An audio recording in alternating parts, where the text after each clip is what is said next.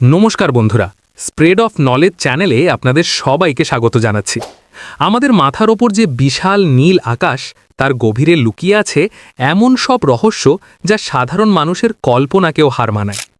আমরা রাতের আকাশে যে হাজার হাজার নক্ষত্র আর ছায়াপথ দেখি, তা এই অসীম মহাবিশ্বের মাত্র 1% চাইতেও কম।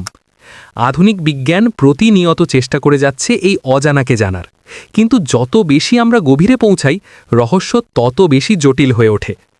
মহাজগতের সবচেয়ে বড় ধাঁধাগুলোর মধ্যে একটি হল ডার্ক ম্যাটার আর ডার্ক এনার্জি।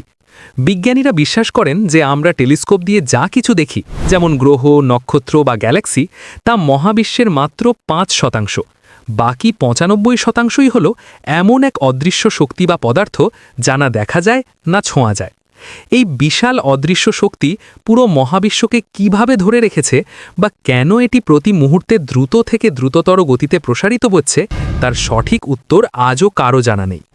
আবার যদি কৃষ্ণগহ্বর বা ব্ল্যাক হোলের কথা বলি, তবে এটি যেন মহাকাশের এক অনন্ত অন্ধকার বিভীষিকা। এর আকর্ষণ ক্ষমতা এতটাই শক্তিশালী যে আলো পর্যন্ত এর ভেতর থেকে বেরিয়ে আসতে পারে না। প্রশ্ন হল, ব্ল্যাক হোল যা কিছু গিলে ফেলে তা যায় কোথায়?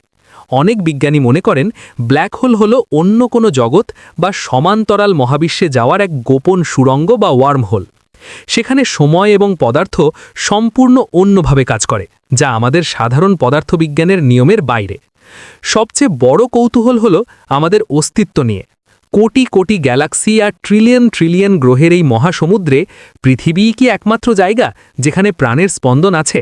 যদি ভিন গ্রহের প্রাণী বা এলিয়েন থেকেই থাপে, তবে তারা কেন আমাদের সাথে যোগাযোগ করে না? এই বিশাল শূন্যতায় আমরা কি সত্যিই একা, নাকি আমাদের নজরের বাইরে অন্য কোনো উন্নত সভ্যতা আমাদের দিকে চেয়ে আছে? এই উত্তরহীন প্রশ্নগুলোই আমাদের মহাকাশ সম্পর্কে আরও বেশি কৌতূহলী করে তোলে।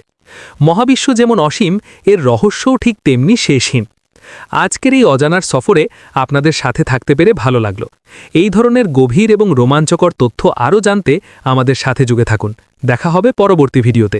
ধন্যবাদ।